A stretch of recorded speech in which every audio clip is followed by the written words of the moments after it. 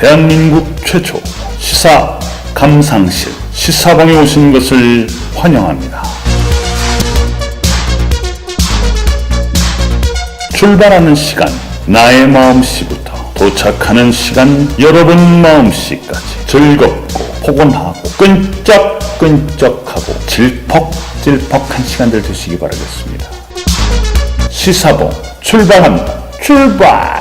오늘 시사봉의 주제는요, 바로 쇼핑몰의 규제입니다. 이것에 대해서 여러분과 함께 이야기를 해볼까. 여러분들은 장보러 어디로 가십니까? 보통들 주말이나 휴일이 되면 집에서 쉬고 있는 남편들 꼬드겨서 아이들과 함께 차로 편하게 그냥 대형마트에 가서 필요한 생필품도 사고 트렁크에 싣고 나와서 주변 맛집에서 점심 또는 저녁 이런 걸 해결하고 집에 들어오시죠. 또 평일날에는 그 주부들끼리 3, 4, 5 운전하시는 분 대동해서 코스트코나 트레이더스나 아니면 이마트 같은 데 가시죠. 무지막지하게 그냥 사가지고 차도 한잔 마시고 말이에요. 그리고 여러분들 결혼하실 때는 어떻게 하십니까? 결혼 반지 맞추러 어디로 주로 가시죠? 부모님 세대들은 주로 종로 쪽에 있는 귀금속 상가에 가서 예물 반지를 맞추자고 하시고, 젊은 사람들은 온라인 쇼핑몰 뒤져서 싸고 좋은 거 아시죠? 이게 바로 2019년도 풍속도입니다. 이게 현재 우리가 살아가고 있는 모습이죠. 근데 말입니다, 정부의 관계자들이나 그 국회의원들은 사무실에 처앉아가지고 희한한 정책들만 만들어냅니다. 뭐 대형 쇼핑몰 영업 제한, 대형 쇼핑몰 뭐 신규 입점 제한, 영업 제한 뭐 등등등 아주 그냥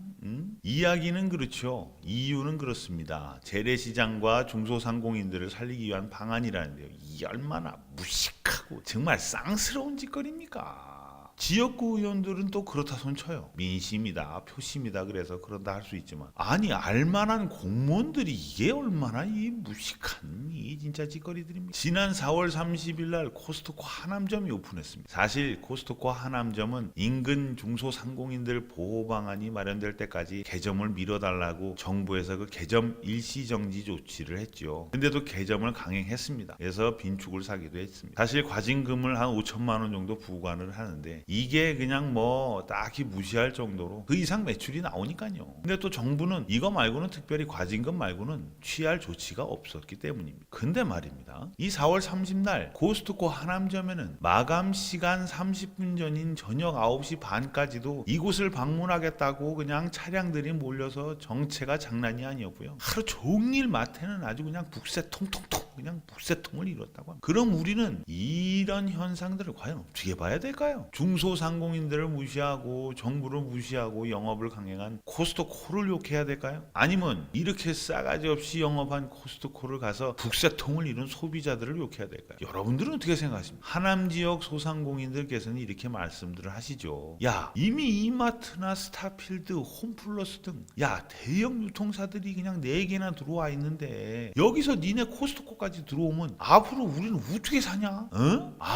환장하겠다 야, 이렇게 말씀들 하십니다. 현재 그 코스트코에서는 하남 소상공인들과 상생회의를 진행 중이라고 합니다. 근데 양측이 주장하는 상생안이 너무 상이에요. 그래서 합의가 쉽지 않을 거라는 전망이 나옵니다. 상생안이라는 게 서로 양보하고 절충해서 뭔가 중간점을 찾아야 되는데요, 그게 그렇게 쉽나요 그게?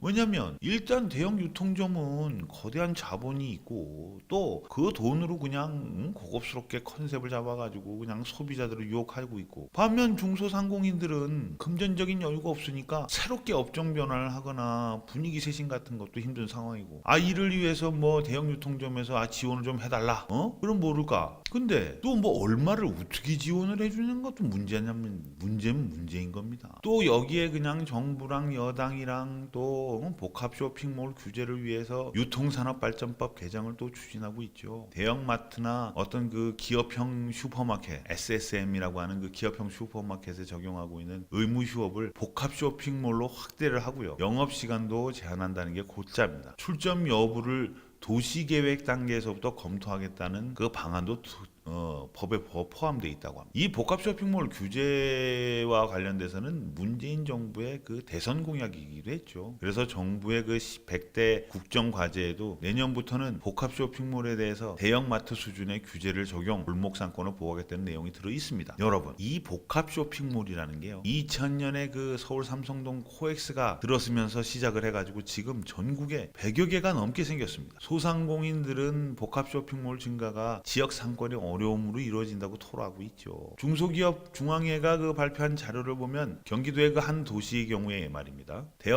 대형 쇼핑몰이 들어서면서 지난 3년간 이 지역의 그 소상공인들의 매출과 고객 수가 많이 감소했다고 나타났습니다. 보통 그 점포 경영이 나빠졌다고 응답한 사람이 74.6%가 정도가. 월 매출은 그 진출 전보다 평균 한 29.1%, 고객 수는 하루 평균 38.2%가 감소했다고 조사가 됐습니다. 프랑스나 독일, 영국, 일본 이런 등 선진국에서는 그 자국 내에 있는 소상공인을 보호하기 위해서 도시계획 단계에서부터 대규모 점포들의 그 진출을 제한을 하고 있지요. 대형 유통점이 생길 경우 주변 상권에 미칠 영향 등을 평가해서 매출 피해 예상액이 한 20%가 넘으면 허가를 내주지 않는다고 합니다. 신규 점포 출점 제한이나 주말 영업 제한 역시 그 경제협력개발기구 OECD에 가입한 선진국들이 시행하고 있는 제도들이 그렇습니다. 우리나라는 그 그리스 다음으로 그 소상공인들이 아주 많죠. 그만큼 소상공인이 국내 경제지표 전반에서 차지하는 그 비중이 아주 많습니다. 그 통계청의 조사를 보면요, 전국 사업체 중에서 소상공인 비율이 83.7%입니다. 그리고 소상공인이 올리는 매출은 국내 총생산의 한 30% 정도 수준이. 이처럼 소상공인들이 국가 경제의 어떤 실비출과 같은 중추적인 역할을 담당을 하고 있습니다. 근데 이런 골목 상권들, 이런 소상공인에는 골목 상권만 있을까요? 아니, 있는 돈 없는 돈 긁어가지고 모아서 높은 임대료에 보증금에 권리금까지 주고 대형 쇼핑몰에 들어가 있는 상인들은 소상공인 아닐까요? 그들은 대형 상가에 들어가 있었으니까 대형 상인인가요? 그리고 그곳에 납품하고 있는 중소기업들, 또 그런 기업체들, 대형 기업은 아니지 않습니까? 그리고 현재 중소상공인들이 힘들고 어려워진 게 어디 그 대형 쇼핑몰 때문일까요? 골목 상권들이 힘들어진 게 대형 쇼핑몰들이 많이 들어가서 그럴까요? 최저임금제 경기 침체 이런 건 아닐까요? 아마 제가 알고 있게도 이렇게 힘들고 어려워진 게 그런 이유들도 아주 클 거라고 생각이 듭니다. 근데 이게 눈 가리고 아웅식으로 이런 법을 만들고 제재만 한다면 과연 이 문제가 해결이 될까요? 소상공인들이 살아날까요? 왜냐하면 소비자의 취향이 이미 진화를 해버렸습니다. 사실 쇼핑몰도, 복합 쇼핑몰도 이게 등급이 나뉘어요. 아무데나 가는 거 아닙니다. 복합 쇼핑몰이라고 이마트, 롯데마트, 홈플러스라고 다 가는 거 아닙니까? 그 중에서도 그냥 가는 데가 있고 안 가는 데가 있어요. 그런 상황이죠. 이게 복합 쇼핑몰을 규제한다고 해서 안 그래도 그 부진한 내수 경기가 더 깊은 수렁에 빠져, 수렁에 건진 애딸을 건지듯이 그렇게 될 수가 있어요. 수렁에 건진 물이 그냥 경기를 집어낼 수가 없어요. 아유, 수렁 하니까. 이미 소비자들의 눈높이는 여러분도 아시다시피 내셔널 지오그래픽입니다. 근데 그 상권이라든가 골목 상권이라든가 예를 들어서 이렇게 이젠 그런 홈비디오 수준 가지고 사람들 안 가요. 그거를 예를 들어서 못 들어가게 한다고 예를 들어서 이 영업시간 제한한다고 해서 안 들어가는 게 아닙니다. 그렇게 예를 들어서 제재한다고 해서 그 소비자들이 그 마음을 바꿔가지고 골목 상권으로 갑니까? 안 갑니다. 그건 여러분들이 누구보다 잘 아실 거라고 저는 봐요. 마트 쉬는 날 재래시장 가나요? 그날 안 가고 그 다음날 간다니까요. 그게 현실입니다. 만약에 그게 규제가 돼서 그게 효과를 볼 수 있다면 이미 지금 롯데마트나 이마트나 홈플러스나 이런 마트들 지금 규제가 한 지 몇 년 됐지 않습니까? 그럼 골목상권이나 재래시장이 살아났어야죠. 이게 스타필드나 코스트코나 이런 대형 마트가 들어온다고 해서 이게 지금 실패한 게 아니거든요. 이유는 다른 데 있습니다. 그걸 여러분들이 잘 알아요. 국회의원이나 정치하시는 분들이나 공무원들이 잘 압니다. 그리고 이런 새로운 규제들이나 복합 쇼핑몰과 입점업체들이 타격을 줄 뿐이지, 새로운 규제는 말입니다, 복합 쇼핑몰 뿐만이 아니고 이런 입점업체나 일반 골목상권이나 이런 데도 타격을 줄 뿐입니다. 살리질 못해요. 그리고 사실 부작용도 있지 않습니까? 일례로 그 동네 빵집들 보호한다고 국내 베이커리들 업계 규제했더니 동네 빵집이 살기는커녕 외국계 빵집들이 그냥 우죽순처럼 들어와가지고 그들만 배불리고 해줬던 사례도 있지 않습니까? 여기 한 가지 더 듣겠습니다. 예를. 여러분 그 SNS 1세대로 아주 폭발적인 인기를 구가던 싸이월드 아시죠? 싸이월드. 이 싸이월드가 지금 임금을 제대로 못 줘서 지금 난리납니다. 여러분도 아시다시피 싸이월드는 1999년도에 그 시작한 커뮤니티 기반 서비스죠.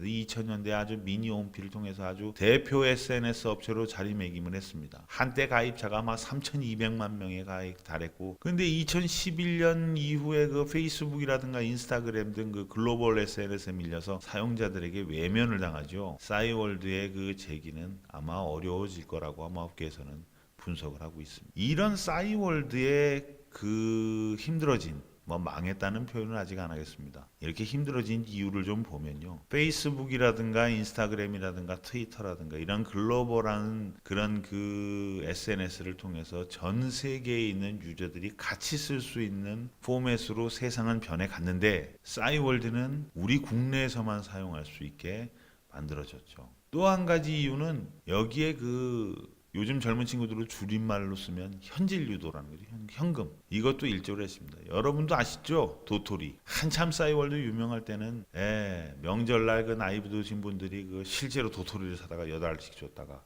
형, 할머니, 할아버지 그냥 망신당하고 아유 그때 아버지 엄마들한테는 욕 다 빠져도 먹고 아유 도토리 드린다고. 예, 아무튼 이 도토리 장사를 너무 심하게 하면서 사람들이 떠나죠. 뭐만 하면 도토리가 들어가고 이게 다 현금, 카드 안 되고 현금. 카드 됐나? 이게 돈 버는 것도 했어야 되는데 적당히 했어야 되는데 이게 참. 근데 이것보다 사실 더 큰 게 뭐냐면요. 점점 인터넷 PC에서 모바일로 변형되면서 모바일에 적응했어야 되는데 그게 가장 컸던 거죠. 나중에 뭐 모바일 중심으로 뭘 했긴 했습니다만은 그건 또 여러분들은 어떻게 생각하십니까? 진짜 재래시장이나 골목 상권을 살리는 방법이라는 게 이 대형 쇼핑몰 규제라고 생각하십니까? 지금 네이버나 다음에 그 포털 사이트에서 말입니다. 재래시장 활성화라고 한번 검색을 한번 해보십시오. 2000년대 초반부터 그냥 무지막지하게 그냥 학술 논문이나 연구 논문들이 무지하게 올라와 있습니다. 그거를 검색해서 한 번씩들 읽어보시면 대부분들 특성화해라, 차별화해라 끊임없이 주장을 하고 있습니다. 그리고 실제로 일부 몇몇 재래시장들은 그 특성화시키고 좀 차별화시켜서 성공하기도 했습니다. 지금 잘 운영되고 있지요. 이처럼 이미 떠나버린 사람들의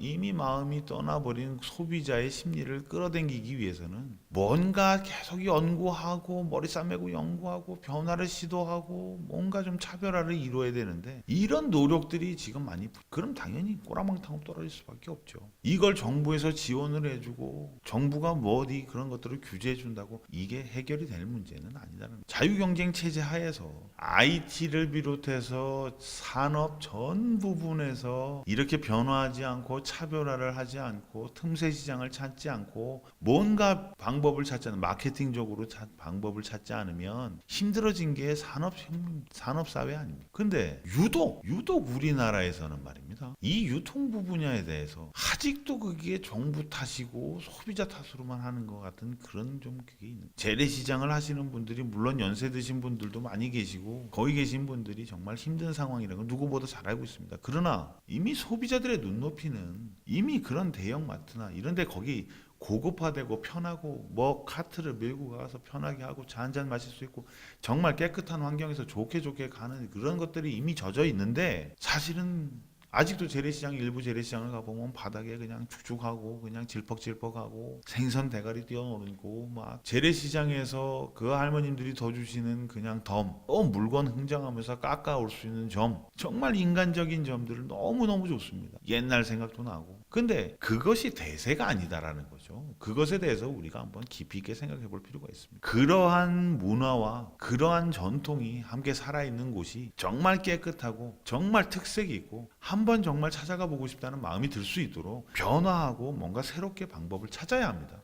그게 맞는 정답인 것이지 대형 쇼핑몰을 규제하고 한다고 해서 골목 상권 절대 살아나는 거 아닙니다. 실제로 지금 골목 상권을 하고 계신 중소상공인 분들도 누구보다 잘 알고 있습니다. 근데 여건이 그게 되지 않아서 못할 뿐이신 거죠. 그러니 정부가 좀 어떻게 도와줘라 하는. 그럼 정부도 말입니다. 단순히 이런 법적인 규제를 해서 전체적인 상권 자체를 죽일 게 아니라 예산이라든가 방법을 찾아서 그런 재래시장들이나 골목 상권들이 특색화하고 뭔가 특화를 찾고 뭔가 차별점을 찾을 수 있도록 방법을 제시해 주는 게 더 맞다고 봅니다. 현명하다고 봅니다. 그래서 정말 관광 한국을 만들 수 있게 대형 쇼핑몰도 관광객들이 보지만 실제로 우리 대한민국 국민들을 비롯한 외국인들도 와서 볼 수 있는 정말 깨끗한 전통시장. 그래서 대한민국 문화를 진짜 느낄 수 있는 그런 재래시장들을 만들어가는 게 우리 IMF 시절에 산업계를 혁명하기 위해서 구조조정하고 얼마나 뼈 아프게 진짜 그 아픔을 느꼈습니다. 이젠 재래시장도